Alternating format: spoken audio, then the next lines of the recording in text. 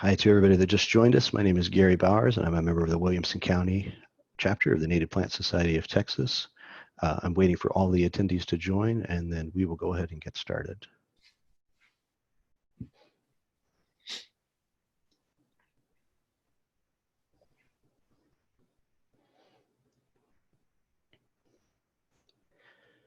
All right. If you have just joined us and you're able to hear me okay, what I'd like for you to do is use the interface in order to raise your hand virtually. So if you hover around a little bit, I see Shane, Nancy Bannister. So everybody's raising their hands. So it's good. It shows me most everybody has got the audio going and that you're able to find your way around the interface.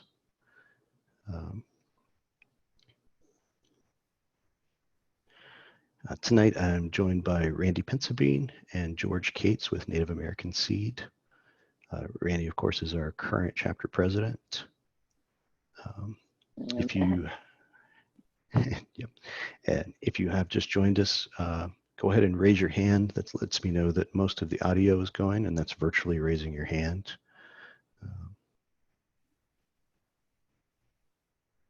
All right, fantastic.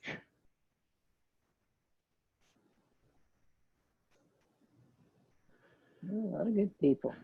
Okay. You can go ahead and put all your hands down now, and we will go ahead and get started. This is our chapter meeting for June 11th, 2020. We are doing this virtually, of course, because of the COVID-19.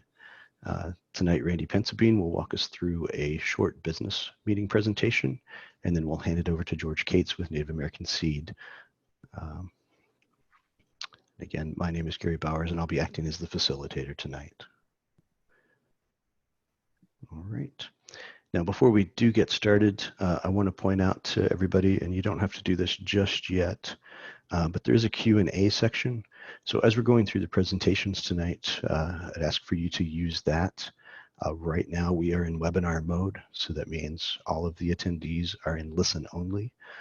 We won't be able to hear your audio or see your video, but you are able to use that Q&A section in order to be able to ask questions to either Randy during the business meeting presentation or to George during his speaker presentation. We'll watch that panel and make sure that we see all of the questions. And then there is also the chat. I'm sorry, I was just reading a chat message from Robert. It says he's hearing a little bit of an echo. Are you hearing an echo, Randy or George, from me? No. Not at all. Okay. No. Okay. All right. If that continues happening for everybody else, please let me know. Nope. Robert says he took care of it, so not a problem. Okay. And then finally, we are recording this session, and we will make this available on our YouTube site. So if you know somebody that was interested in joining us and wasn't able to, then point them to our YouTube channel, and they'll be able to watch the presentation there. We'll probably have that up before early next week. All right.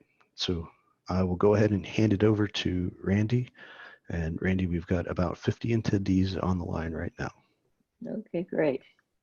Good evening, everyone. I'm Randy Pensabene. I'm the current president of the Native Plant Society of Texas for Williamson County.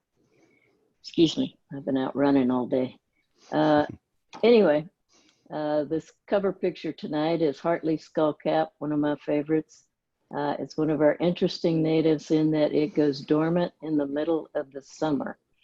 And then when it cools off, it comes back up as a ground cover.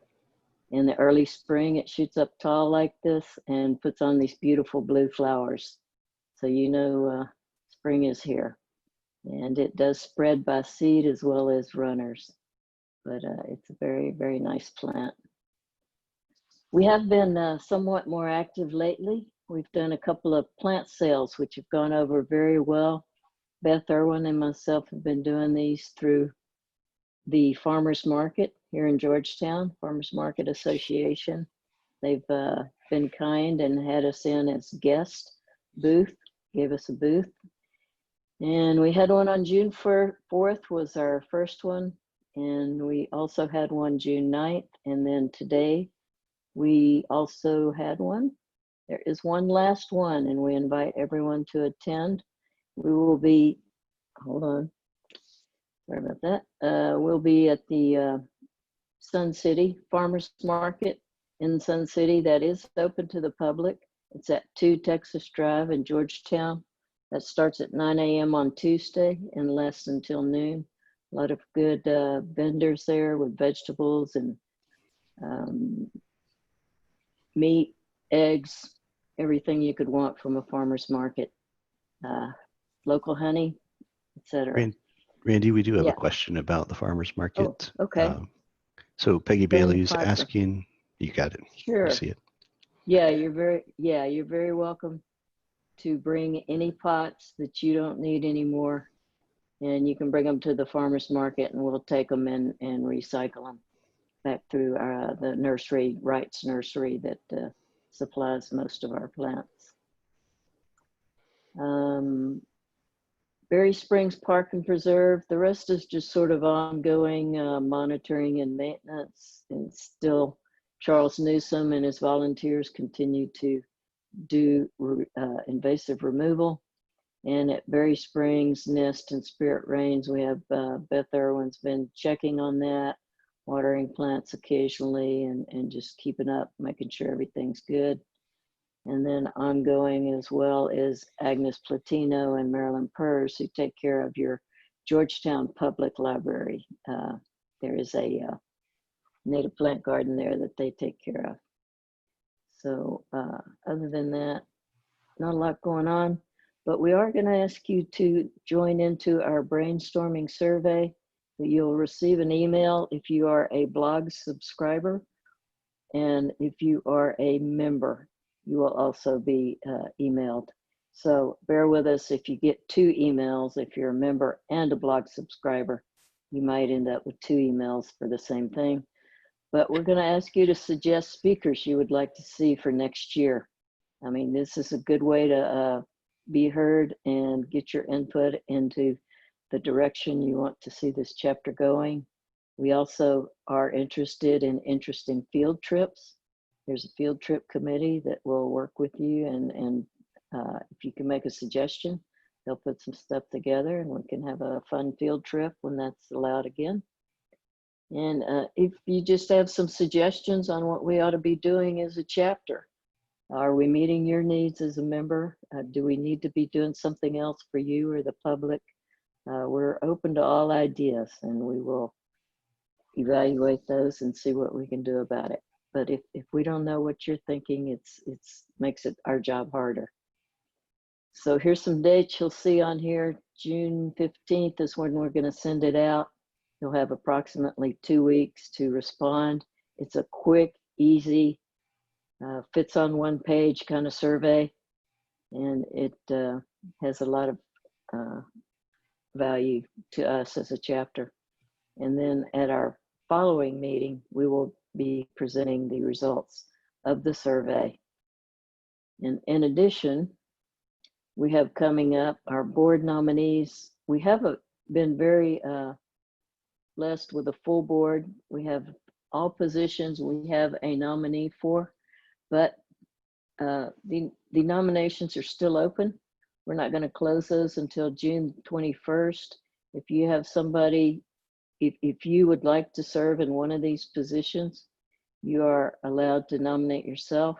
If you want to nominate somebody else, you need to get their permission and then send it to Kathy Galloway or anyone on the board, and we will get that nominee added to the list. Normally, we would simply vote on these at the chapter meeting. We would Randy, announce this meeting. I'm sorry, go ahead, Gary. Sorry, and just to clarify, these are the elected positions as opposed to the appointed positions. That's right.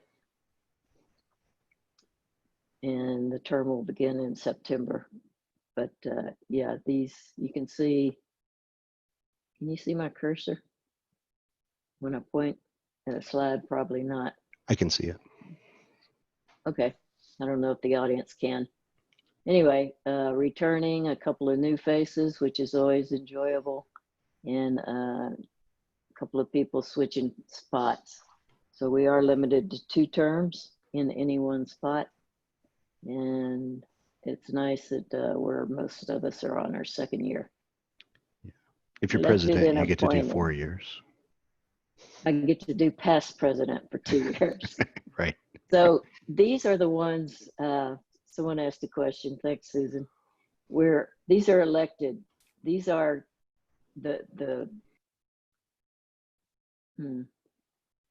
what's the difference? These are the ones that you elect as members. You say who's going to run this operation. Right. So this is your key positions: the president, vice president, secretary, the treasurer, someone who's going to be handling your money, our directors. These really guide the direction of the entire chapter. And on my next slide, you'll see these are the board appointees. So the board also appoints additional board members that help support the board and help support the chapter, and such as field trips with Kathy Galloway. The field trips is a committee. There's a lead person that reports to the board. They are also a voting member of the board. So they have say in it, and they help us with our direction. Membership, field trips, membership is an open, I've got 2 open positions actually. Community engagement, we're looking for someone that likes to do social media or likes to respond to questions from, we get a lot of questions through our website, and those need to be looked at. You know, can I answer that question, or do I need to send it on to some other horticultural expert or some other person on the board? Is that more appropriate for the field trip committee to answer, and that kind of thing? So but we need someone that likes to do Facebook and that kind of thing. So you would post about our meetings and different things, activities. Membership is another one. Oh, I do have a slide on that, sorry.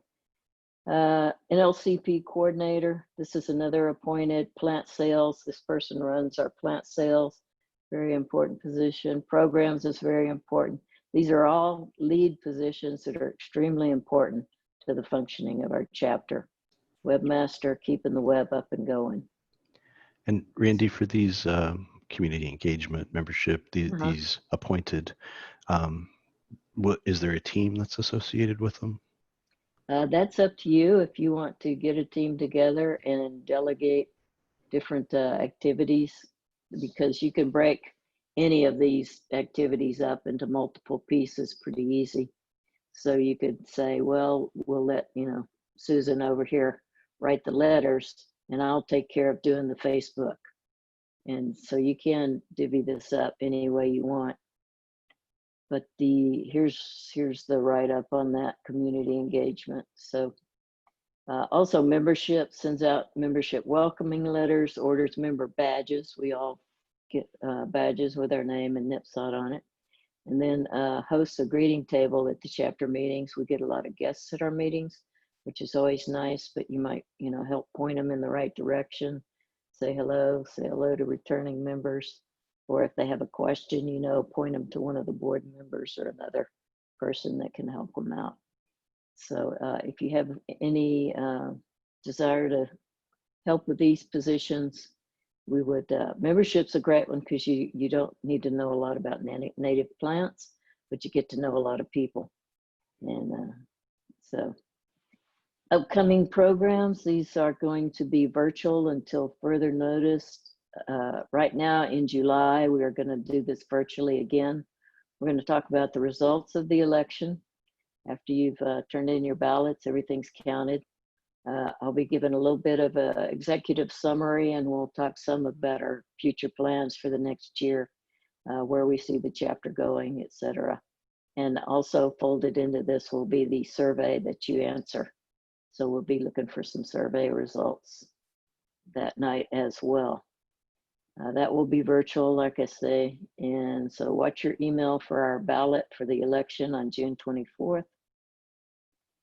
After that, we currently have scheduled for August Monarch Way Stations. We had to reschedule that from earlier this year. At this point, the library has not opened up their meeting rooms. They've started talking about it, but we don't know how that's going to look. So just stay tuned. We'll post it on our blog. We'll be emailing out when we are able to meet together. Sexmania, this is our plant for the month. Sexmania, I always like to throw a couple of plants in here. Great, makes a beautiful mound. And this is probably started off as 3 plants. It may be 5 plants by now, I don't know. But it makes a nice mound, very deer resistant. The leaves are like sandpaper. The flowers stand out proud from the mound, which is very nice. It's extremely rugged. I've got mine in decomposed granite. It's used a lot on medians, and it blooms all summer long. It can take full sun and up to part shade, and very good for your butterflies. And tonight we are pleased to introduce George Cates from Native American Seed Company. He has generously agreed to do this virtual meeting. And there I go again. Restoration specialist for 18 years, works with urban landscapes to large prairie restorations. And he focuses on native seed farming and harvesting. And he works with Native American Seed Company. And you can find their entire catalog online at seedsource.com. And they have supported us for many years, providing their catalogs to our NLCP classes, which we very much appreciate, as well as to our membership, with a lot of good information in there about how to start seeds, how characteristics of the plants, etc. So George, it's over to you. Okay, audio working for everybody? Sounds good, George. You should be able to start sharing your screen. You can probably take it over from Randy. Okay. This will stop other screen sharing. Do you want to continue? Continue. Yes. Perfect. Okay. Share. Let's look at the mess that I have here going on my desk. Okay. So I'm going to give a presentation this evening about how to do a 100% native landscape from seed on various scales.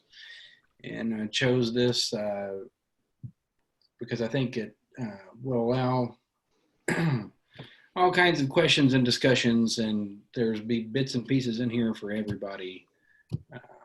So we're broadcasting from my offices in the headquarters of Native American Seed, Junction, Texas, after a long day of harvesting seed on the farm and running the irrigation. So forgive the attire and the COVID beard. But these plants here don't care what's going on out there in the world. They want us to keep up with what we do. So I just want to make sure everybody has the full screen view. Gary, is it? That's what I'm seeing. I see the Native American Seed logo, and then I see a blue background. Yeah, me too. Okay. Looks good. Yep. Let me get my laser pointer up. I might need it. Okay.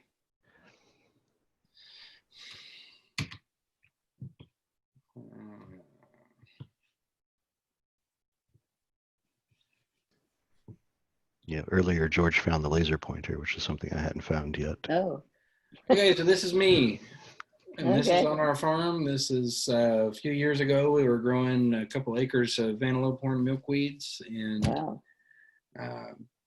Our farm is dedicated to experimentation of rare species on scaled production. A lot of our harvest materials come from remnant prairies around the state, and then we grow things that you can't find in natural abundance on the farm to blend back into those harvests to create the mixtures that we offer on our website, as well as individual species. This year we're dabbling in greenhouse production, so I'm learning a lot about growing plants in pots, and as if I didn't have enough to do. So you can see here I have many titles this is a family business, a family farm, and it's been going for, I don't know, 30 years now, and it just keeps getting bigger and bigger. The demand is increasing thanks to organizations like you guys, and we just try and do everything we can to help folks grow native plants from seeds. That's what we do. So, I'm like a jack of all trades here. I went to school for environmental studies, and they didn't teach you how to work on combines or, weld stuff or change oil at college. But some of the stuff they've taught us at college has come in handy here over the years. So anyway, these are a lot of questions that when folks call the 800 number, this is what our customer care staff is often asked. And I'm sure many of you are thinking the same thing, like if you are thinking about starting a project or have started one. But over the years, I found that it's really the questions that people aren't asking that they should be asking that will lead to a better result in the end. So the next slide is going to show the frequently unasked questions that kind of addresses the same subjects, but with the right mindset to get a better result. So I'm going to leave this one up for a few seconds.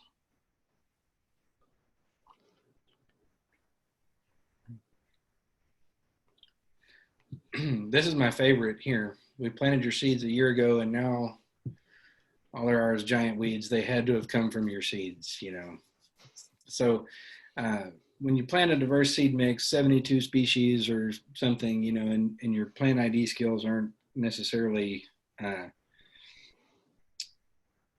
able to identify that many things, you might think that big blue stem is a weed, but it's not, I planted your seeds 3 weeks ago and nothing came up. Why doesn't it look like the catalog? So, anybody that's worked with seeds knows that it's a process, and especially prairie plants that have, built-in dormancy into the seeds that can last, for 5 years or something before it'll actually germinate. This is not something that is an instant gratification kind of process. That working with seeds, you gotta learn patience, and you have to become deeply engaged with the land, and that's really the point. Is that's how you become native to your place, is to engage with the plants and watch it through the seasons and work with your hands and heart and head to build something better for the future. So these are the important questions. Is my site properly prepared to receive native seeds? So does it have KR blue stem? Is it forested? Is there Bermuda grass? Have I done what's required to properly prepare the site? Is the soil tilth good? Is the soil health good? Is there soil? We get a lot of calls from people that are moving from the city to places like Bernie, outside of Bernie, Comfort, and the developers that have built the subdivisions have scraped all the topsoil off the caliche hills and have left nothing but, rock, basically. And, they stumble across Native American seed and think that our magic beans will cover those rocks up, and it took millennia to put the small grasses that were there to begin with. So, these are things that there's all kinds of issues, erosion, drainage, you need to be thinking about, is it actually time to plant, or do I have some work that needs to be done in advance? And increasingly, especially in areas subject to development and disturbance, what invasive species specific to my site require control before planting? And this is, the dumbed down thing is, oh well, shouldn't I just mow it down and that's it, and then I can throw the magic beans on top of that, and I'll have a beautiful wildflower meadow in 3 weeks or whatever, But there are certain species, particularly in the hill country and kind of drier soils in and around I-35, and that are subject to like KR blue stem, which is a pervasive invasive species that really has a cyclical seed production problem that makes it very difficult to eradicate. And it's so aggressive and grows so fast that it will snuff out your plantings. So, that's one thing. But like if you get over on the Gulf Coast, you might have a different issue, like with Johnson grass or Vasey grass or some other kind of very aggressive, fast-growing invasive species. Bermuda grass, Johnson grass, goes on and on and on. McCartney rose, deep-rooted sedge, it just depends on the region and the state. Every region has its own problems, and you need to be aware of those. And are those present on your site, or were they present before the big disturbance to build the house or the driveway or whatever? Were those things there before? Because if they were, they're probably going to be there again. And so that leads to the next question. Which ones will I be fighting? And am I, or do I have a qualified person or entity to do battle with those invasive species? So this is kind of the make or break thing, is if you're not willing to do the maintenance, to do the work, and provide the native seeds an opportunity to establish themselves, which could take anywhere from 9 months to 5 years, you may do best to save your resources and not engage in the act of seeding if you're not willing to take care of these things. It's not that the native plants need a bunch of extra care, it's that the invasive species are so aggressive and the climate is changing in such a way that they begin to take a rapid foothold and not allow sufficient time for your native species to get established. So George, sorry. Yeah. I probably have tons of questions as you're talking through these, but I'm not sure exactly how your presentation is structured. So I don't want to ask a bunch of questions if you're going to address them as we go through. Yeah, that's fine. Look, anybody, please feel free to interrupt me. What the presentation is going to consist of is, 4 or 5 sites where the landscapes were constructed using native seeds, and what the invasive problems were, how they were dealt with, how the seeds were established, and how the maintenance was conducted. So I have, 5 or 6 examples throughout the state, and then, various kinds of problems. So it should kind of cover a lot of that. Okay. But, before we get there, if there's something specific you want to know right now, So maybe as you're thinking through or the rest of your presentation, I know that, we're kind of like two sides. Those of us that live east of 35, which is myself and others, we're in the Blackland Prairie. And then west of 35, we've got a lot of people that are in the Balcones Canyon lands. So the big things that people west of 35 deal with, besides the normal things like Bermuda grass and St. Augustine and some of the things that get planted in their yards before they move in, are deer. So a lot of people are going to be dealing with deer, and I think that that's one of the questions that Shane Ferguson has in our Q&A. East of 35, we don't deal with deer as much, but we deal with the KR bluestem and the Bermuda grass and the things that you'll typically find in suburban landscapes. Yeah, and hogs. Thankfully, not for me. Okay, Those of us. so Gary, look, Yeah. this would be, you could lump deer into this invasive species thing, and like, I don't Right. want to hurt a lot of people's feelings, but the deer are severely overpopulated, with the elimination of the screwworm and the mass murdering of all the predators. The deer is just starving. They're everywhere, and like, honestly, the most humane thing we could do as a society is to help control their populations so that the ones that survive can thrive. So if that is a problem, if that is an invasive species, and really you could substitute, language like, what is the biggest hindrance to growing native plants, right? What is the biggest pest to the native plants I want to grow?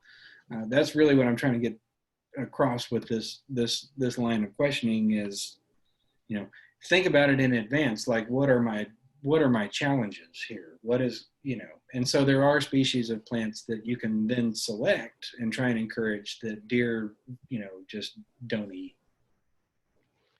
Right. So what you're doing with this unfrequently asked questions is almost giving folks a prescription. These Right. are the things that you need to think about before you purchase Right. your bulk seed. So let me go back a slide. So this is how people come at us, right? This is like when they're left on their own to try and figure it out. These are the things that they ask. Okay. And what I'm saying is, that's great that you're interested, but here's a better set of questions to use, Got it. when thinking about engaging with native seeds, right? So moving on, am I qualified, or do I have a qualified? So have you done your homework? Have you thought it through, really? Because it's a significant investment of time and resources and money, to make a change on a landscape scale. Growing a packet of seed in pots and stuff, that's not a big commitment. But when you're talking about acres of planting, then things get serious pretty quick. So instead of fertilizer, we like to talk about soil health. A lot of native species don't really respond to chemical fertilizers. They're it's all about the microbiome that we know very little about. There's more species of organisms in a tablespoon of soil than there are, like, covering the entire planet, right? Or something along those lines. The soil is super diverse. There's super complex relationships there that, are way above my pay grade. All I know is that, like, overworked soil, compacted soil, where all the organic matter is gone, that takes time to heal. It takes a lot of time to heal. So we don't like to talk about, your NPK and send it to a soil lab and get A&M to tell you how much nitrogen to put on. We're all about, like, man, go get you some, native plant material and make compost out of it. There's probably some good stuff in there, So, good amended organic compost that's not too hot. A lot of times, like, if you get like the Dillo dirt is what they make in San Antonio. I don't know what they call it in Austin, but it comes out of, like, the wastewater treatment facility or whatever, is super hot. It's high in nitrogen. Most of the native prairie grasses do not respond to nitrogen fertilization. And so you just load the soil up with all these nutrients that then the invasive species capitalize on. Like Bermuda grass and Johnson grass and KR and such, they really like all that high fertilization.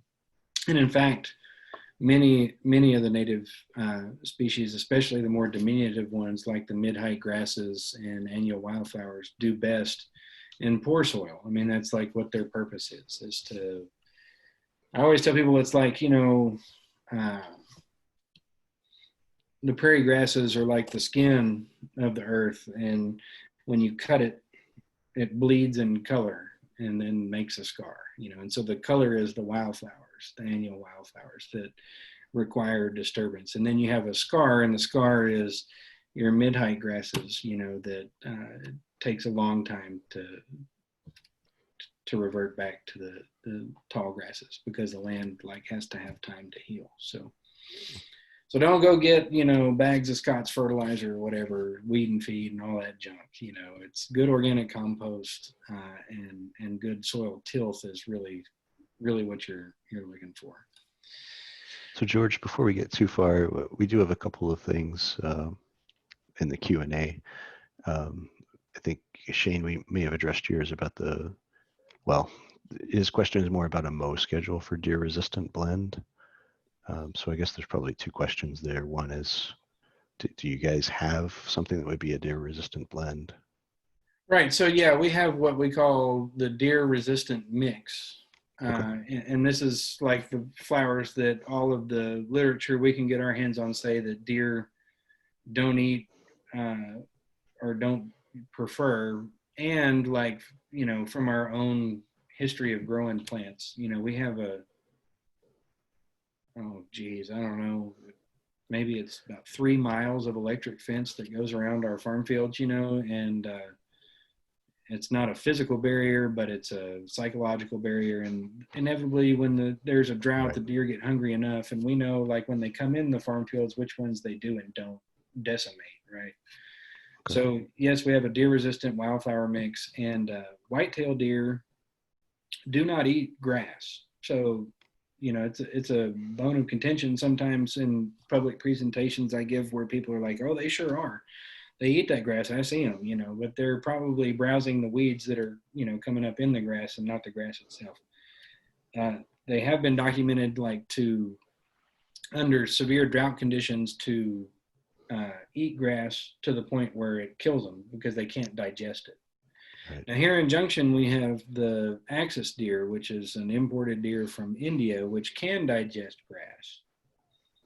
So they I don't know if y'all have that problem there in Williamson County. I don't think you do. Myself, I've only seen whitetail. Yeah. So they will not. They may selectively nip at grass early in the spring when it's real tender and easily digestible and stuff. But the warm season grasses, man, they're not going to touch that stuff. Okay.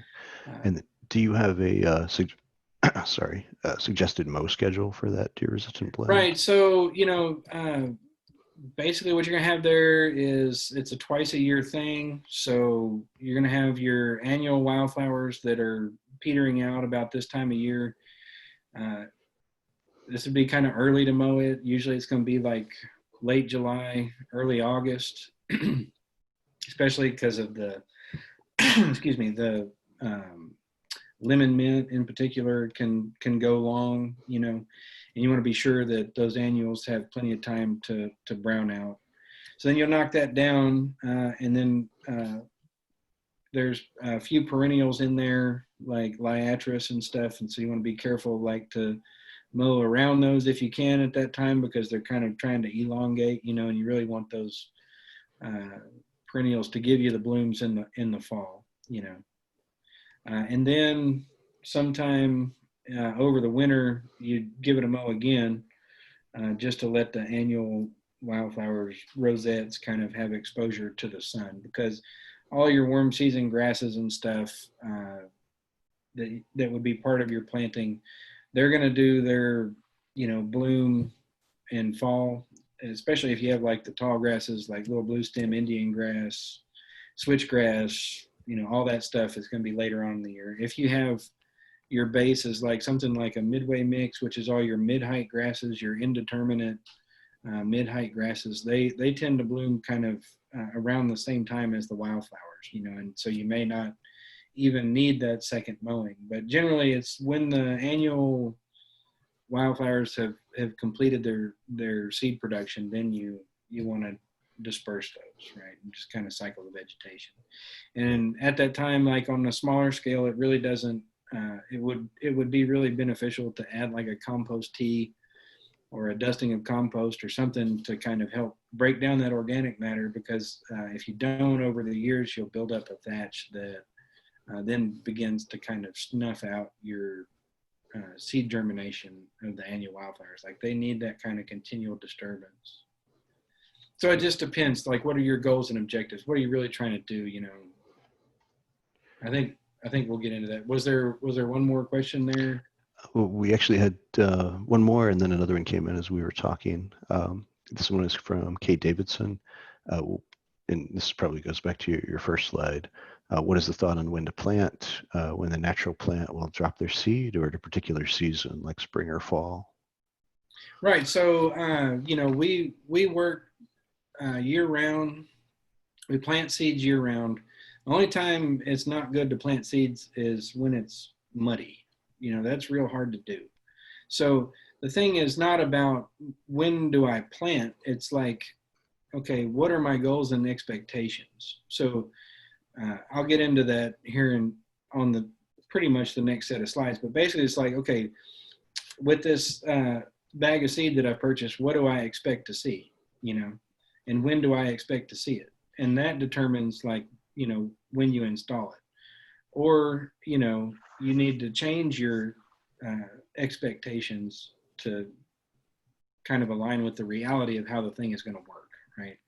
So in general, understand the species and when they might start their rosettes, for example, so that you know what to look for. That's right. When. So, like, if you know, you're trying to, I want like the most beautiful patch of bluebonnets, you know, that there ever was. You know, you got to understand that they germinate after the first cold front that's wet in September.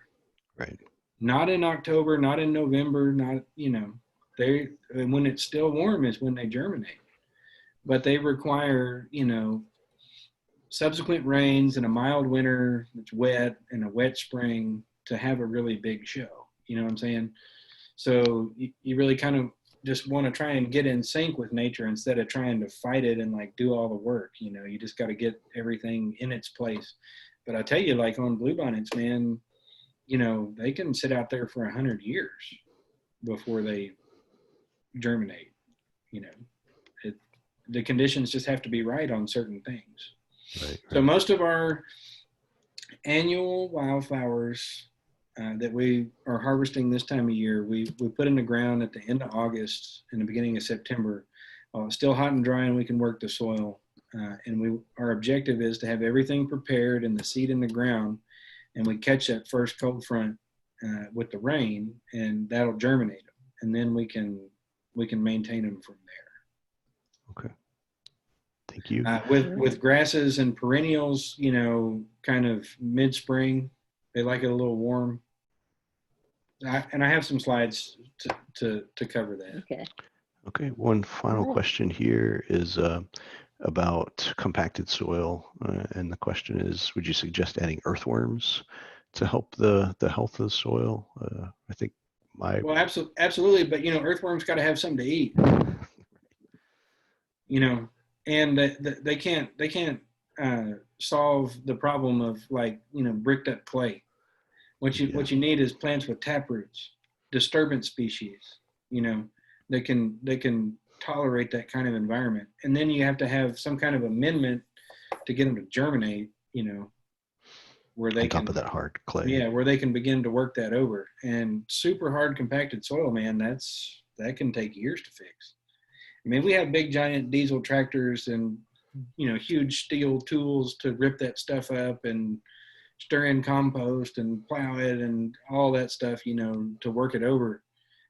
But, you know, for someone that has a residential lot and a pitchfork and a lawnmower, you know, that's a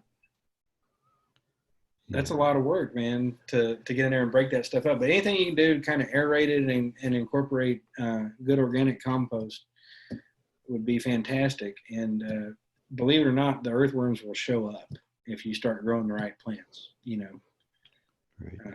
Would you, who would you suggest they reach out to? This was an anonymous attendee. If they wanted to learn more about how to handle heavily compacted soil. They're welcome to call the office here. You know, there's Howard Garrett, the dirt doctor up there in DFW. There's John Dromgoole over at the Natural Gardener. You know, Natural Gardener may be able to provide some good advice about what kinds of amendments. I know I grew up in Sherman, Texas, which is north of Dallas. You know, it's right at where the Blackland transitions into the Red River Valley. It's super deep black dirt, you know, Austin chalk 15 feet down.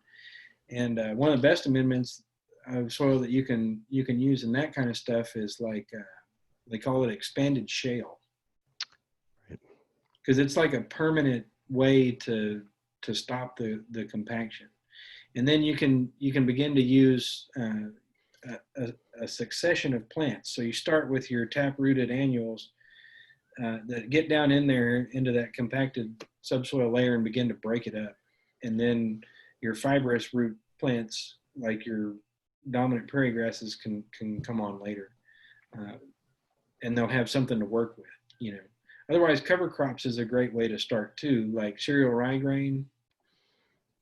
Super fibrous root system, you know, you can spit on it and it'll sprout, and it's dirt cheap, you know, doesn't persist in the environment, and you just begin to build organic matter and repair soil. You know. Okay. But otherwise, you know, call the office here. I think, I don't know, maybe Gardenville over there, you might get lucky, you know, I don't know how good they are these days. Right. And maybe somebody from the extension office, depending on who their extension agent is. Well, so the extension office is going to just, you know, shove you into the chemical system. You're going to need this much nitrogen. Got it. Probably the best person would be contact Betsy Ross, Soils Alive, Texas. Yep. She's a super guru on the dirt. Like, she knows about the dirt like Native American Seed knows about the plants. You know, so she brews compost tea. She has, I don't know, you know, hundreds of compost mothers, you know, like sourdough bread going, you know, and she kind of writes a prescription for each Right. person's place. And, you know, she's busy, you know, but maybe you can get her, you know, I don't know. Okay, perfect. Okay, let me get off of this slide here. Yes, sir. Yeah. What are the, okay, so the question that's frequently asked is, when do I water? How much do I water? And really it's like, got to understand what you've desired to grow. What does it require? You have to provide that. How much seed do I plant? Well, how do seeding rates impact my goals and objectives? So this is kind of an important point. You know, if some seed is good, more must be better, right?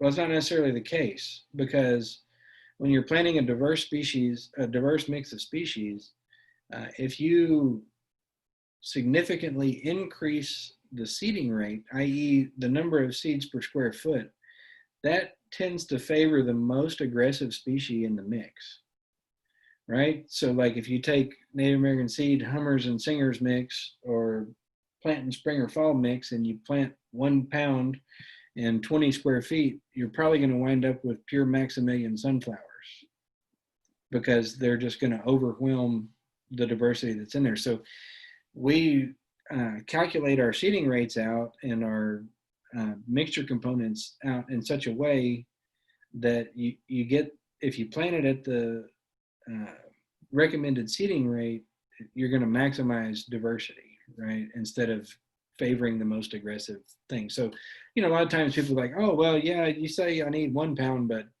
I'm gonna get 4 just to make sure, you know, and then they wind up with a less than diverse result because of that. That's an interesting point. When will the seeds germinate? Like when they're damn good and ready, you know, is the deal, you know. Yeah. When they get Instead the of- right condition. Yeah, instead of how soon do I get flowers, you know, it's like, okay, so I have a slide in here about planting the same mix at different times a year, and like what that result means. And so ultimately it's like, it boils down to, do my expectations align with reality, right? And likely not, I know mine don't. So I can get on to the next one. So this is how I expect to be spending my summer, right?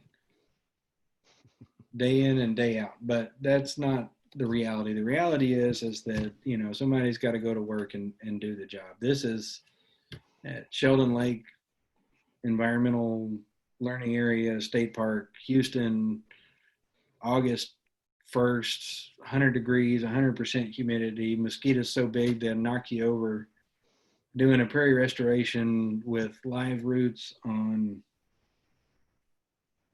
9 acres with 11 people, 4 days, 4 long days.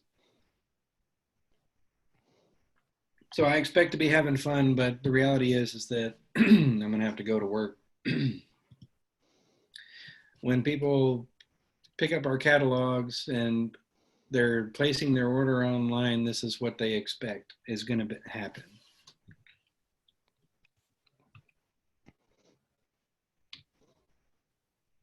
Right?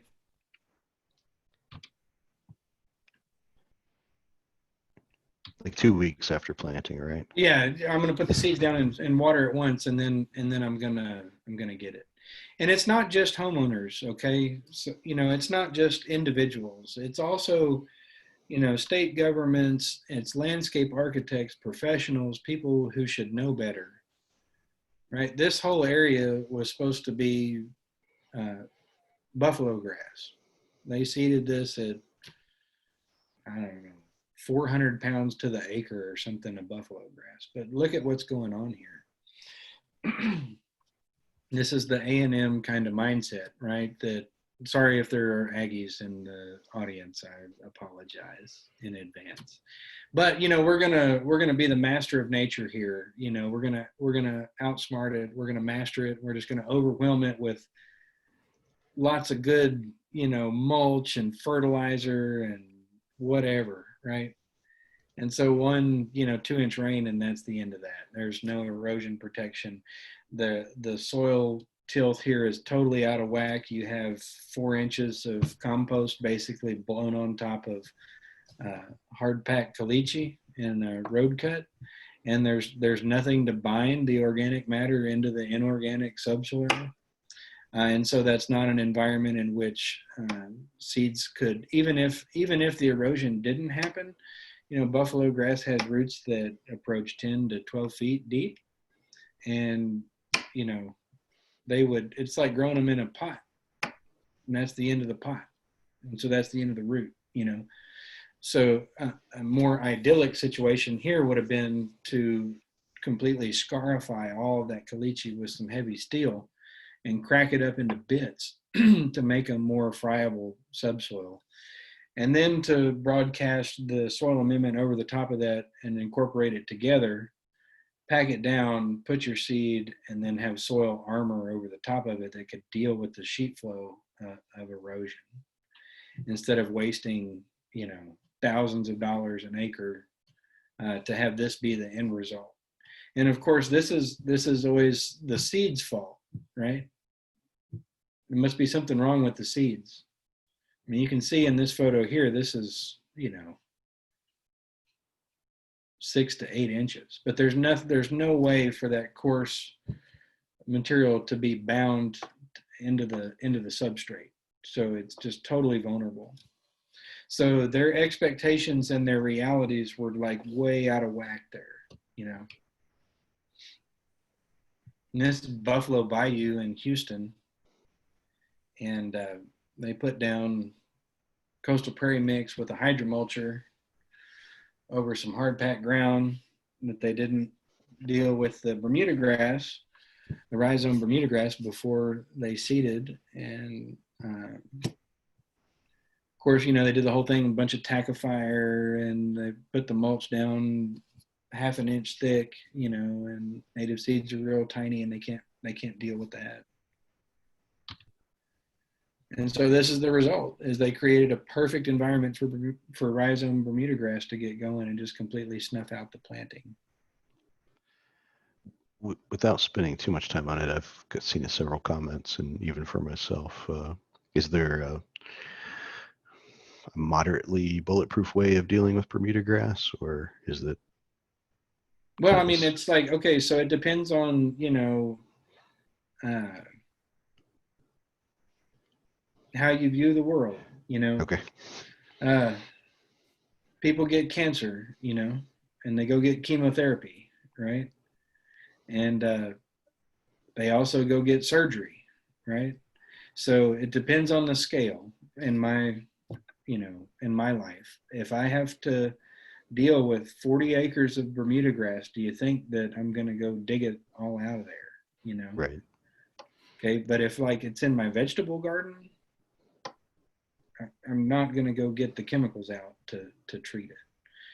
And, mechanical disturbance, plowing and stuff like that, you're just chopping the rhizomes up. It can be done. It takes years. You have to cover crop the soil in the winter, leave it fallow in the summer, plow it up and get those roots up and exposed. And it's just, you just have to fight it. You just have to fight it. And, if there's two things that Bermuda grass, well, three things really: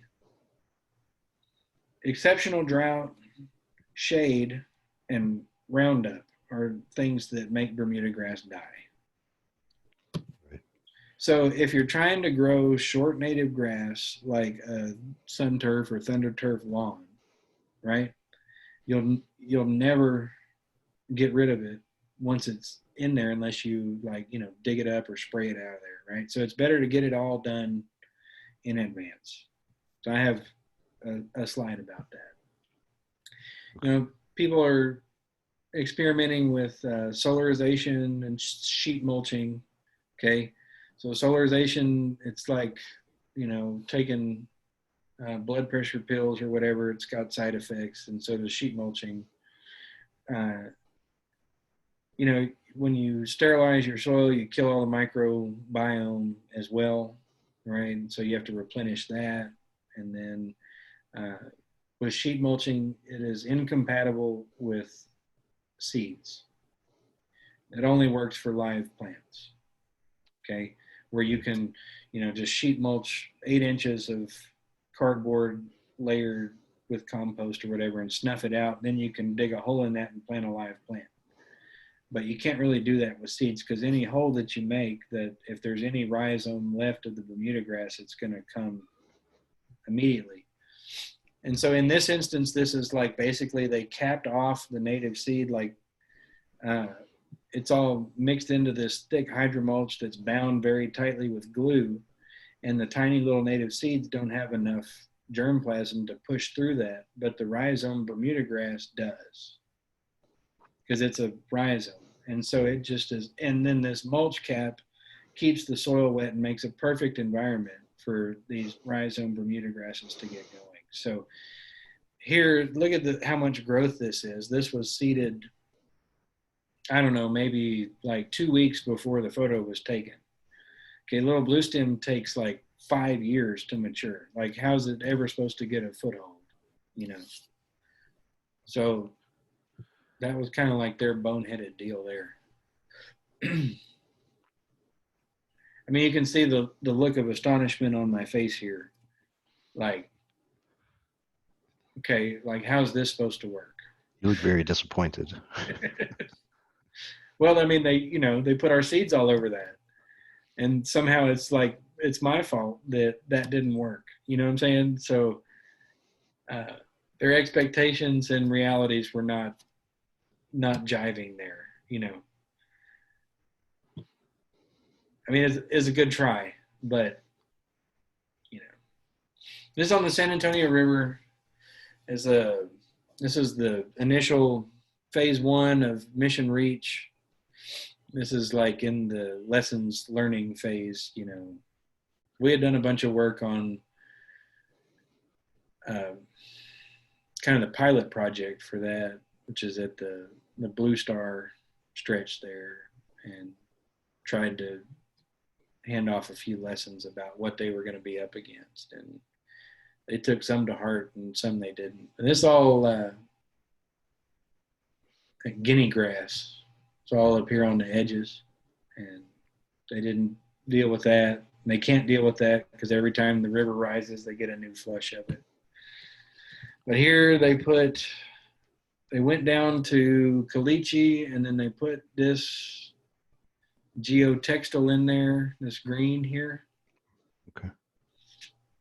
And then they blew compost in on top of it, and then put these baffles in here. And so, like, again, there's no soil armor. There's nothing to bond the amended soil to the substrate. And if you don't ever get that, then it won't ever stick together. So here's the steps on how to do it right.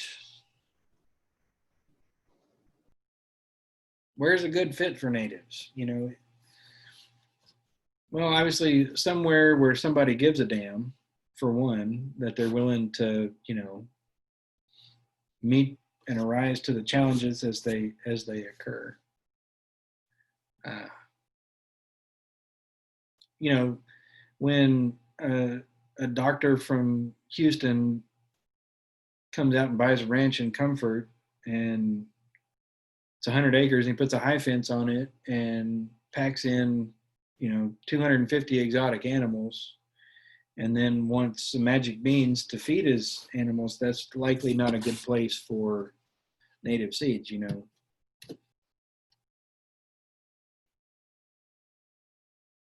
So where is it a good fit? Read the land, slope aspect, shade, existing vegetation, weed vectors. You know, weed vectors is you want to plant buffalo grass in your yard, but your neighbor has Bermuda. That's the weed vector. How are you going to deal with that? Design. So identify goals and objectives, and don't design contrary to them.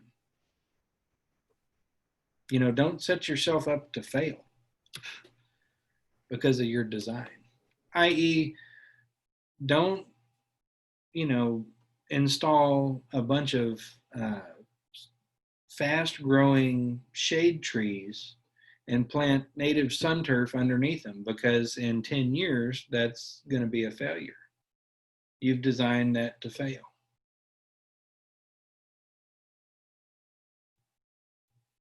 So preparation, you got your design, now you're going to go prepare.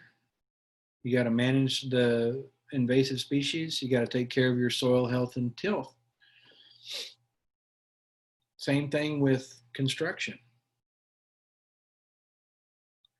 All the while you're building your hardscape or you're building your house, the invasive species don't give a damn. They're going to be doing their thing, and you need to be there managing that so that you don't build up a seed bank full of problems.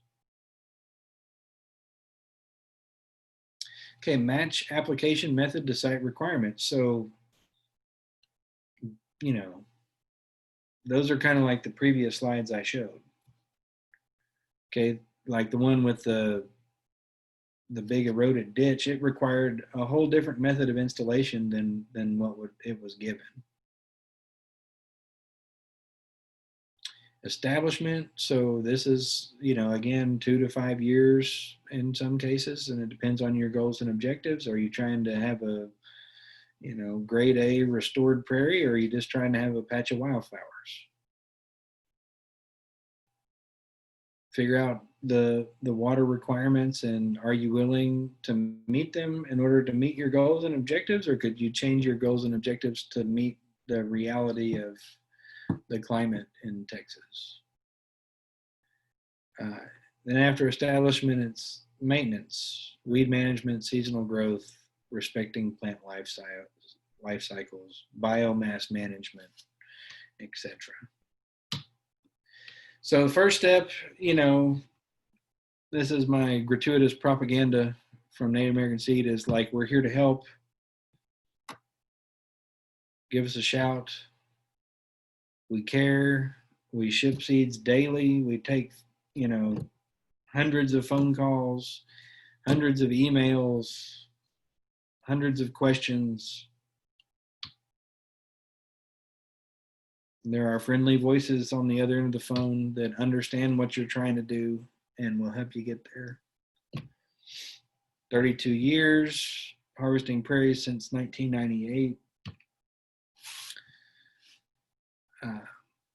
And here's one way that we try and be as helpful as we can, is that we do not allow non-native species in the seed cleaning plant. So we don't process any non-native crop of seed in our seed cleaning plant. Occasionally there'll be a weed or two in our farm production stuff, but the seed cleaning plant is meant to remove those and segregate those seeds away from seeds that we offer to market. So we will not allow contaminated seeds to go out of our facilities. This is our farm. This is my house right here. This is my garden. This is where Bill and Jan live. This is our seed cleaning plant, and I'm sitting somewhere up here in the headquarters. This is our equipment yard. We pump water out of the river to irrigate our crops. Even though they are native species, they require irrigation from time to time to ensure production of seed. So I talked about this a little earlier, that the farm is meant to augment the diversity in our wild harvest. And some of the things take, years and years and years to take them from a handful of seed that we collected out in the bushes to an acre's worth of stuff. An example I have going now is Silphium albiflorum. I collected, maybe 200 or 400 seeds from Mason County, and then some more up in the Lampasas Cut Plain to start our plot. We started with one row in 2013, and now that one row was 120 feet long, and now I have 28 rows at 150 feet long, and there is nowhere else on the planet that you can find a Silphium albiflorum seed in a packet available for you to add to your planting, which is a great plant for all y'all west of I-35 in the rocky dirt there. But we average 50 to 70 species on our farm in any given year. So you can imagine how much work this is, because we have to decontaminate or clean all of our farm equipment before we take it from one plot to the next. And all of those row crops have to be maintained. But the 50 to 70 species is a really cool deal for us, because we get to see how all of those plants function, and like how they work with wildlife, what their requirements are, and all of that becomes kind of like our intellectual property that we can then answer those questions for customers.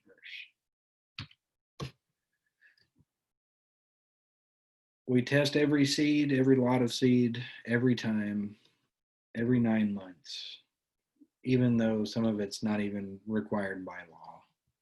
But the tests show us what percent germinate readily and what percent are alive but have this dormant component. And there's a lot of commercial varieties of native seeds out there now where they're all being selected to eliminate this dormancy component, but we feel like that's an error, and that nature has done it that way for a reason.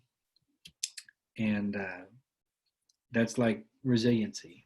And so we like to try our best not to do that. We don't give up on plantings, when we plant stuff, and it takes years for certain things to show up. So George, you got a couple of questions coming through. We've got one from Indy, and I'm probably going to mess up your last name, Chrysler. How do you manage to grow species that come from different areas of Texas at the junction area? Well, we have about a 50% failure rate. So fortunately, we have a dry climate here, and we have ample irrigation. So certain things can handle the change in elevation, where 1,680 feet above sea level here at the farm. And we can grow some things that grow 2 feet above sea level. Other things we cannot, you know. But we can grow desert plants. We can grow, stuff from the coastal prairie. We can grow stuff from North Texas.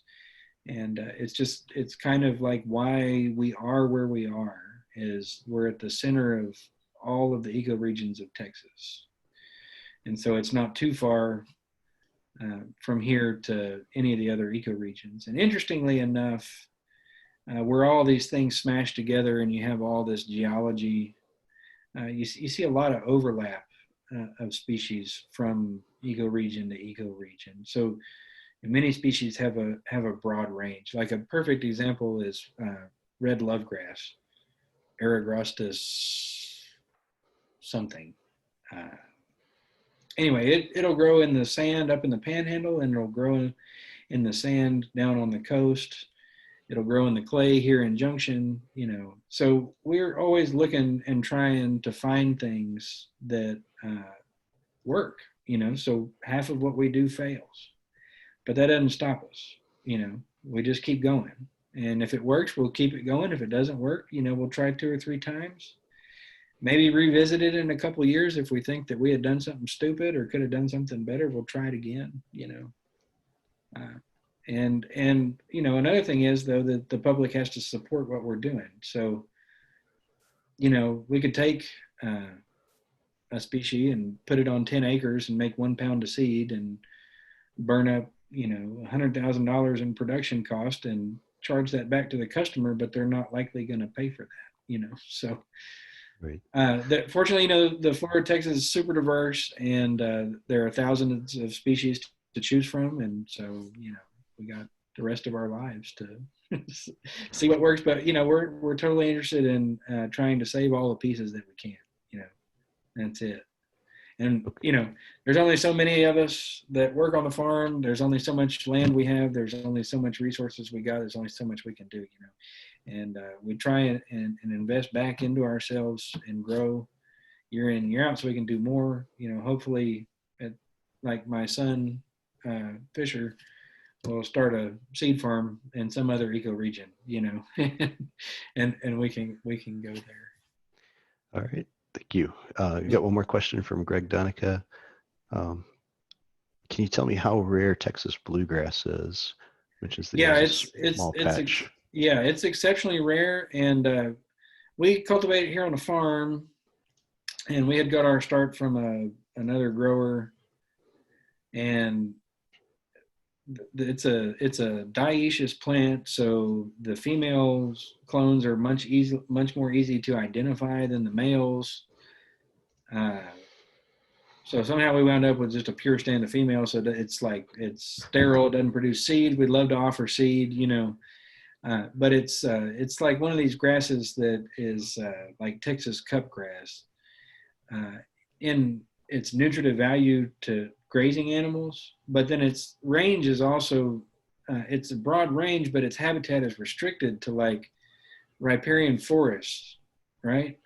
And so with land fragmentation and overgrazing, man, the cattle, you know, people pin them up in the riparian so they have access to water on creeks and stuff, and they just have wiped it out. So you don't find it in a lot of places, and you don't find it very many years because it really only expresses itself with good blooms in a wet winter and wet spring. So like this year, not so much. Last year, yeah, we saw a lot of it in places that we had never seen it before.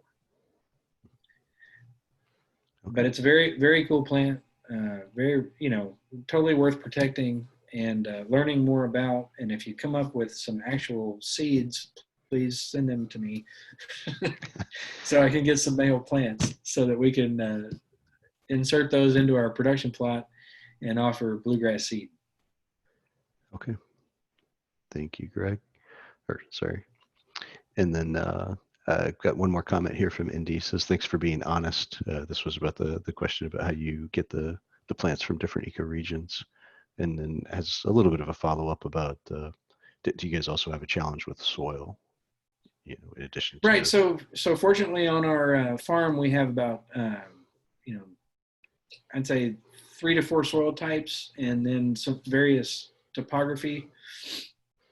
So we have, we have hills and bottoms, and sandier soil and clay soil, and we kind of match species up with the soil type that they belong to, more or less. Soil science is definitely like super legitimate, and I use it on my restoration work, the soil maps and all that stuff. I'm into it, but we just play around here on the farm, try and figure out what works, what doesn't, and I'll try anything twice, Right. I mean, I don't know.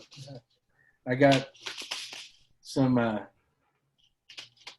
want to try these this year. Asclepias viridiflora, I got, that one's from Kendall County, Center Point, and I got another one from the Blackland somewhere. I got Asclepias onothyroides, isotes from Caldwell County, sandy soil, we'll just try it, and if the damn thing wants to live, we'll keep going, and as long as y'all are willing to order the packets of it, we'll keep doing it. That's what we're here for. So, all right, let me try and get through this thing. We've been at this for over an hour, or almost an hour. I don't know, how much time was I supposed to take? That's about right. And we've had some really good questions. So I think you've definitely got a topic folks are interested in. Okay, so look, I wanted to emphasize this particular thing about our seed mixtures. Okay, what makes Native American seed different from, other seed companies is that, like, we really geek out on the seed mixes, man. Like, we got this thing working for us and we know it is to be true because we do it on our restoration work. That's how we figured all this out, doing large scale, like real live prairie restorations with as close as we could get to the historical plant community. So there's all this wonderful data out there by NRCS called the Ecological Site Description. It's part of the soil surveys. Holler at me if y'all want to Google Earth KMZ file that will have the entire soil map of the United States, and you can drill down into any specific place and find the ecological site description and get the historical plant community for that soil type. It's just amazing. So that's like the base, okay? And then, you go around and find like the railroad tracks, the right-of-ways, the cemeteries, and you see what else is going on. You kind of, over the years, we get a sense of, okay, how to make a regionally appropriate mix, but also like a site-specific mix. And then also how to construct custom mixtures. But it's like this super complex spreadsheet is how we do it.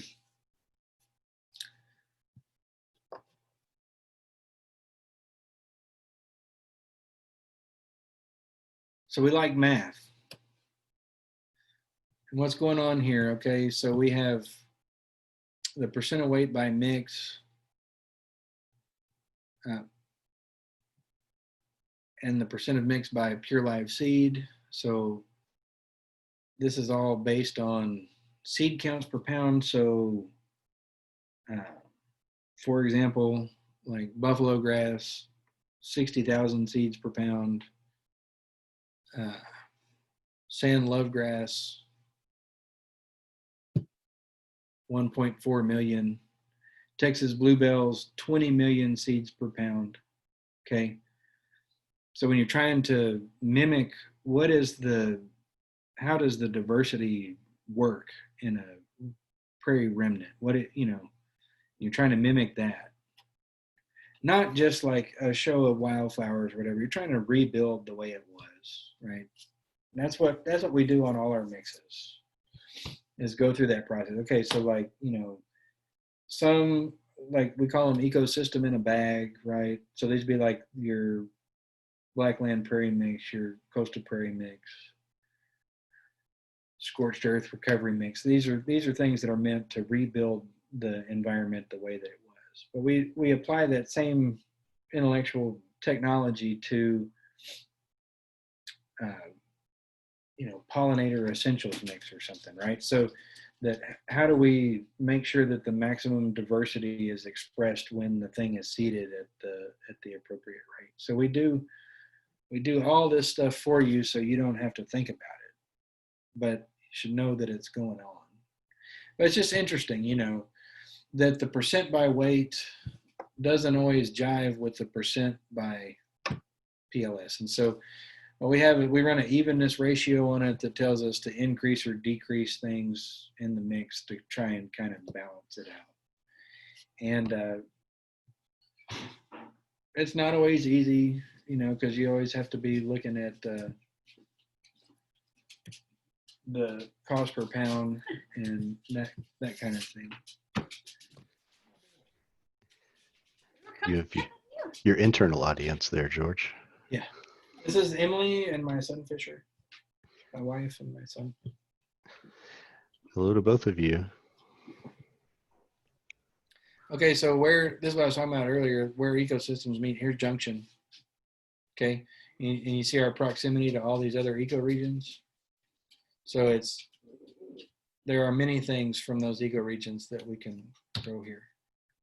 So here's some examples of how to put it into practice. This is in North Texas in Sherman, where I'm from.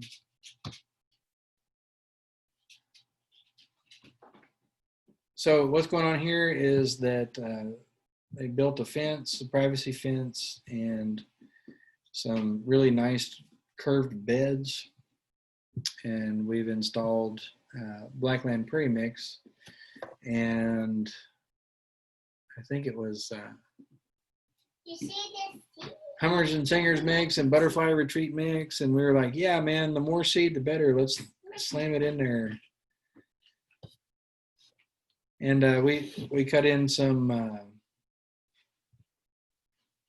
I guess you'd call them like rain gardens, depressions where rainwater could go in there. And then the plan was to put turf grass in this area, our native turf grass. And we didn't seed it at the same time because of the problem with Bermuda grass being in there. So we're going to invest another growing season in there to make sure that turf turns out perfect. So here we're running sprinklers and stuff just to get it up. In the meantime, we're treating the Bermuda and tilling it up. You'll notice the big headed Johnson grass back here. But what happened is we seeded it way too heavy, and we wound up with a whole bunch of Maximilian sunflowers. Lesson learned. So you can see all the dead Bermuda roots in there. This got treated for an entire growing season with Roundup every time Bermuda grass would show up. So here, this is the first tilling, and then you can see we raked it all out. And all this stuff here around the perimeters had a year, a full growing season, and this is fixing to get seeded. July 20th, and we covered it with blankets. Okay, so you see this is flat ground, this is soil armor, and these blankets are not meant for erosion control specifically, but more as a germination aid to hold moisture against the soil. But you see how it's fibrous, right? It's not like the hydromulch that's going to lock the tiny native seeds in there and they won't be able to sprout. Here's a close-up of that. 1 week. Okay, all the blue grama sprouts first. Buffalo grass takes 21 days, 28 days sometimes to sprout. This is 16 days, and we have this set up on a timer.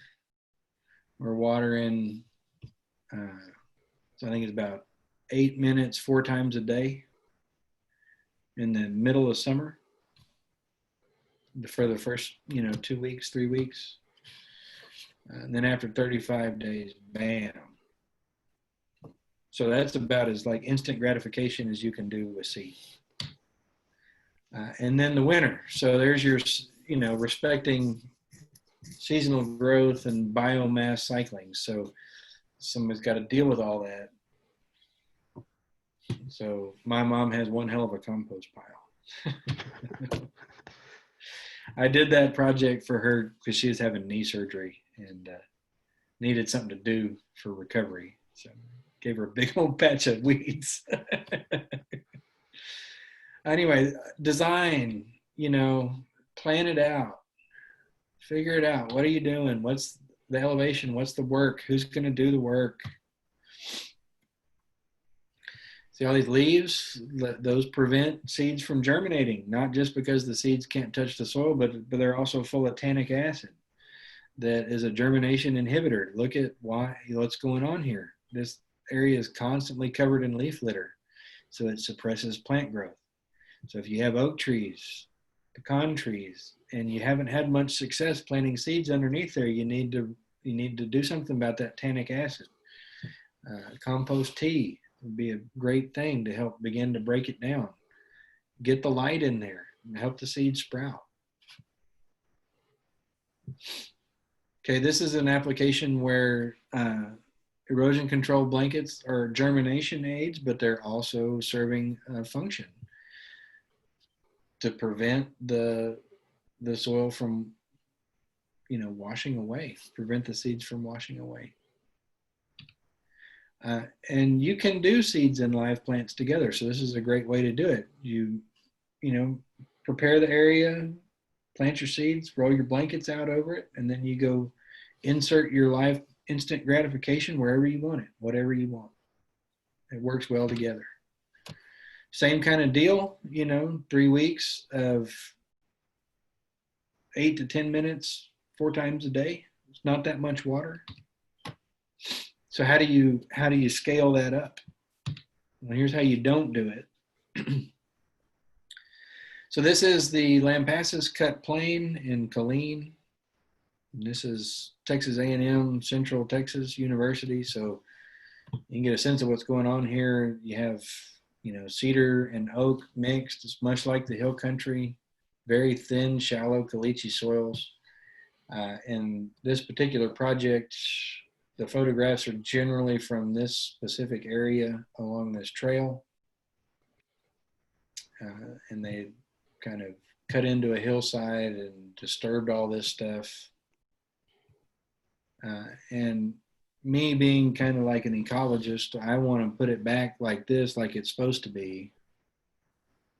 But you can see here, like where they have our native trail mix installed here, which probably is not like the most ecologically appropriate to match what's going on over here, but it certainly got plenty of the right stuff.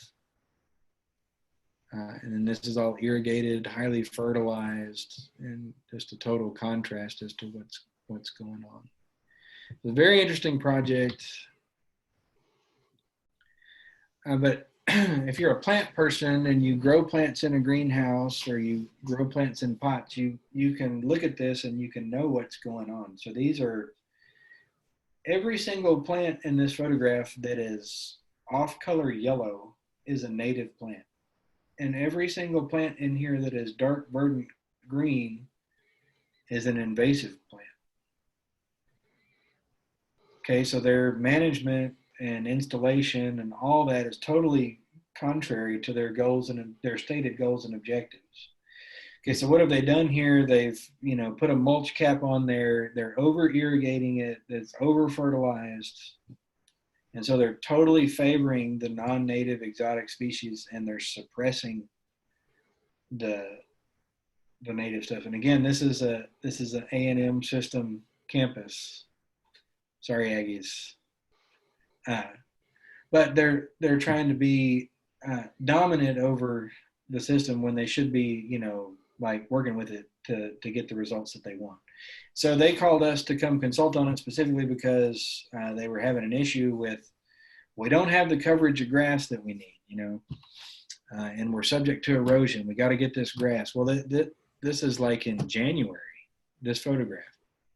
And they had seeded it in November, okay? And all these tiny sprigs here are their native grass, all this stuff that they were counting on for erosion control, but it's all warm season native grasses that they seeded in November. Expectations and reality are not in alignment here. And so they're forcing it, they're over irrigating it, trying to make the grass sprout in a time in which it cannot, right? Even though it did germinate, and it's like, that's incredible to have seeded it in November and to get that much growth out of a little blue stem or a cytosgrama or whatever, right? But in the process, what they're doing is that it's this some kind of weird burr clover thing that gets 20 feet across, but it doesn't have any burrs on it. And bastard cabbage. And meanwhile, they're like totally killing their little standing cypresses that can't take that much water, you know. And then here in places like it was just like pure powder caliche where they'd cut too far into the hill and they didn't amend it, or they backfilled it terribly, where if they had, you know, kind of laid off the water and the nitrogen, these standing cypress, that's their kind of natural habitat, you know, they would be doing fine. Then other places they had, you know, 2 inches of bark mulch or whatever. And so anyway, they called us up and were like, can you come out here and give us an analysis of what's going on? Because we're, you know, the landscape contractor wanted to get paid, but the customer, the end user was like, I'm not paying, this is not what's on the specs, you know. And then the landscape architect's in the middle. And so, well, let's call the seed guys. They must know what they're, you know, what's going on. Anyway, they had, you know, spots like this. That's what I'm talking about, where you just like scrape into the hillside and then throw some magic beans on it and think that you're going to get a prairie. But see how slick and wet that is? That's all like nitrogen starting to erode. That's what they're all freaked out about. And you go back to the natural areas that's in a drought, you know. They got all this. See, they should have had soil armor, erosion blankets here. They should have planned for that. They got their substrate all exposed, so they're gonna have to come in and redo all that. So then they go get like the Dillo dirt, and it's, you know, poor quality. Look at the size of these clods, okay? Like one thing we've learned on our farm over the years is when you're messing with clay soils, you can't plant into stuff like that because your tiny little native seeds will fall on there, go down in the crack, and then that ball of clay will melt and cover it up 2 inches deep, and it'll never grow. So here's an area on the same project that had been seeded the previous spring, okay, with the same seed mix. So this had a full growing season, right? And here's your big clumps of grass. This is all bluebonnets. You know, they're not really irrigating it that much. You got, you know, Indian blankets and coreopsis, all kinds of stuff going on in there. So it's very interesting. Like, you know, you seed native trail mix in the spring versus seeding it in the fall, and then the following year, this is what you get. So it's just, what are your goals and objectives kind of relates to when do I plant? Well, you know, it's not when do you plant. It's like, I'm planting now, what do I expect in 6 weeks? And there's that jive. And if it doesn't, then I need to find a different solution. So anyway, a bunch of bickering went back and forth about who's going to go in there and weed the thing, because it was full of native sprouts. Like all the native trail mix had sprouted up really good. But for whatever reason, I think the hydromulch applicator did not clean out his tank before he applied our seed, and had a bunch of nasty stuff mixed in there, or it came in with a backfill. Who knows? Okay. But it was interesting.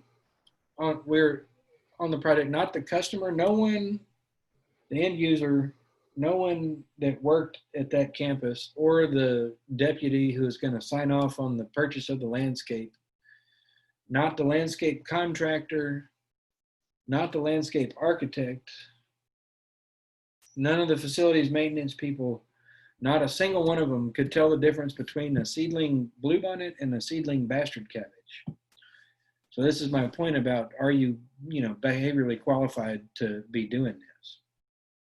And so it fell on Native American Seed to come save their behind. Hang on a second.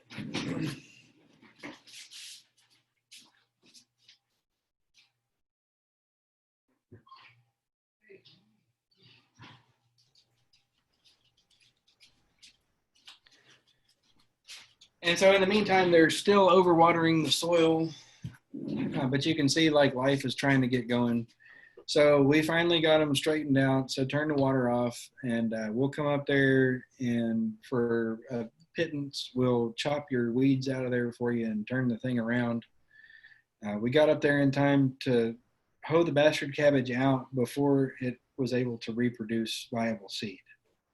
So up until this point, you know, this is a biennial plant. Basically, if you chop this below the lowest leaf, you can actually let it lay on site and compost, and you're not going to have it return.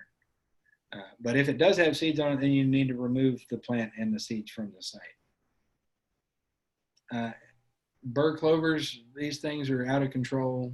But you can see like they're overwatering the dickens out of it, just trying to force it to grow. They're just overdoing it, you know.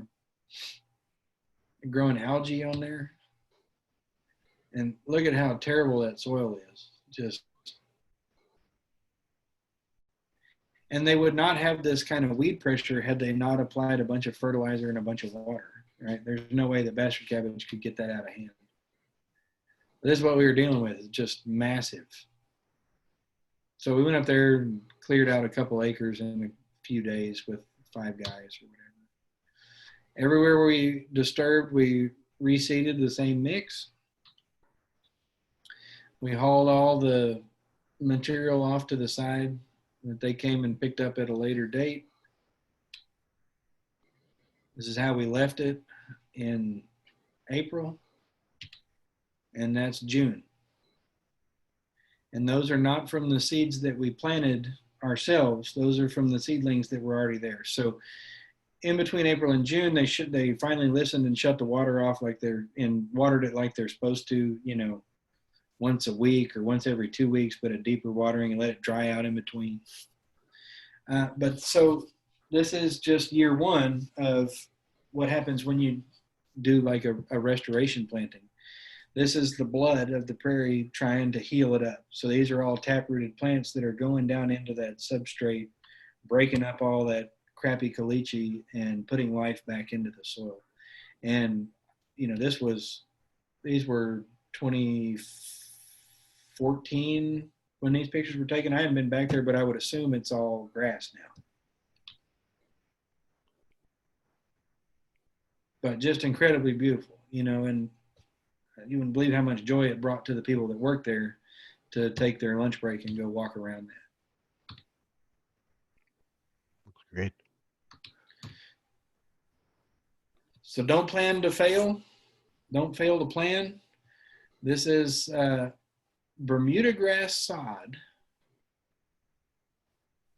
in an area that Native American Seed was going to be hired to drill seed in coastal prairie on either side.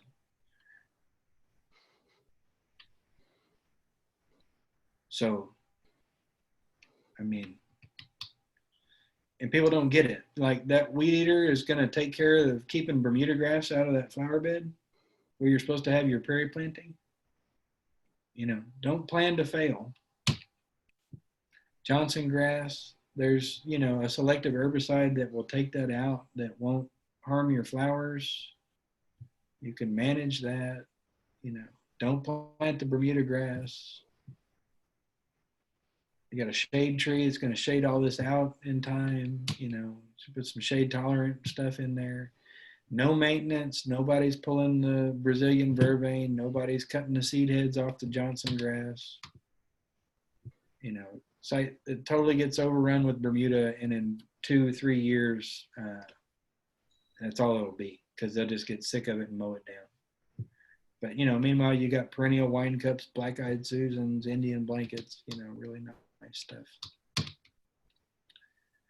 So you can scale this up or down. Here is a really nice prairie planting we did, Blackland Prairie Mix, Fisher Park, New Braunfels, but they, you know, are a city government. They only have so many resources, and they just like are losing it with the Wasatch, right?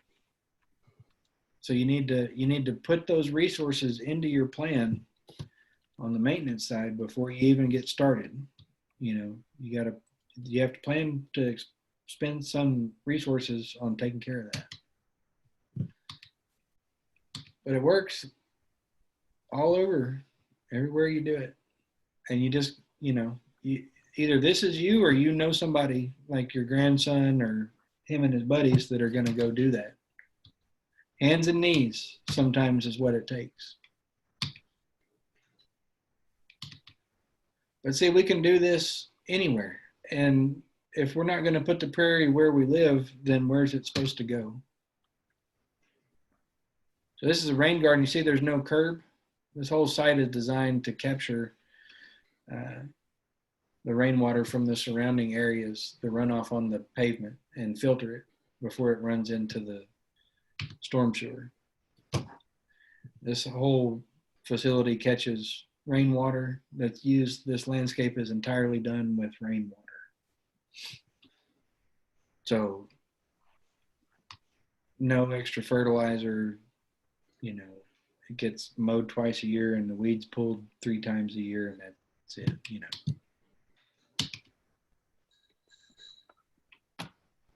Kind of blew through the last of it there, but I don't want to go too long. Are there any more questions that you got stacked up there? Sorry, okay, I want to make sure I wasn't on mute. I've got a couple. We'll start with the most recent one. This was from Agnes Platino. What was the name of that herbicide that was specific to Johnson grass? Do you remember that? Okay, so it has 2 trade names. One is called Certainty and the other one is called Outrider. And it's not like a 100% magic pill. There are a few native species that it is detrimental to. But for the most part, all of your native grasses of consequence, like the Big Six and buffalo grass and cytos, is totally unaffected by that chemical. And then there are many, many wildflowers that are tolerant to it as well. It's actually applied a lot by TxDOT. And that's how they manage a lot of kind of the really prime wildflower areas to keep the Johnson grass out. The active ingredient is called sulfosulfuron. And again, it's Certainty is the trade name for products that are labeled for turf and ornamental. And Outrider is the product that's labeled for range and pasture. Okay, perfect. Thank you. And then one last question that we had was for your farm. How do you minimize the loss of genetic diversity? So you've got these plants that are growing on your farm there year after year. Do you reintroduce new plants? So what we try and do is gather our initial collections from as diverse populations as we can. Some things you can't find but in a few places, other things. And so believe it or not, we have this massive network of customers, and they send us stuff from all over, So we'll gather it over, and so that's how we start, okay? And of course, there's selection inherent in everything that we do, but it's not on purpose. We're just taking what we can get. We don't grow it out in the greenhouse and say, oh, I like the characteristic of that one better than I like the characteristic of this one. We take all the seeds that we get, we put them all in the dirt, and we harvest all the seeds that come off of them and replant those, So there is some inherent selection. I mean, obviously, you can only harvest at certain intervals or one time or whatever. And so you just take the genetic material that's available. But the way that we deal with that is that we don't purposefully say, oh, we like this color flower over this one or whatever. We're not into that kind of stuff. And I'm always on the lookout when I'm on my travels, and I'll grab a handful of this and a handful of that and introduce it into the plots of stuff that we're already growing. One thing we do also is if we have, American basket flower, okay? So this is a plant that has a very large range in Texas, but very distinct genetic populations, right? That have very different characteristics. So, we maintain like distance and rotation when we're growing different collections of that stuff. So we have one that comes from Lubbock, and then we have one that comes from Central Texas, and one that comes from the coast. And we don't ever breed them plant them side by side so they can interbreed. And typically we won't even grow them on the farm in the same year, and so we can maintain those geographical populations, and then we know when the customer calls where the seed is supposed to wind up, so we can send them the right one. We don't send the stuff from the coast up to Lubbock, and we don't send the stuff from Lubbock down to the coast. Okay, I think that catches us up on everything. Randy, was there any question that you had? No, that was all very interesting. So thank you very much for doing that. Yeah, no problem. So y'all come on a field trip out here, Okay, I like That'd it. be great. and you can have a whole day's worth. Okay, we might just take you up on it. Okay. All right, thank you so much, George. All right. Good night. Good night. Thank you, George. All right, for the attendees that are remaining with us, we will post the recorded session to our YouTube, and that'll be available for you probably early next week. I apologize if I missed any questions that came through. You can always send those to me via email, and I'll pass those along to George. All right. Is there anything else that you want to bring up, Randy? No, just hang in there. We'll get back to business soon. Thank you, All right. Gary. I appreciate it. Of course. All the attendees, thank you for joining us this evening. Again, we'll have the recorded session posted for you, and you can catch up on that. Thanks so much, everyone. Have a good night. Good night.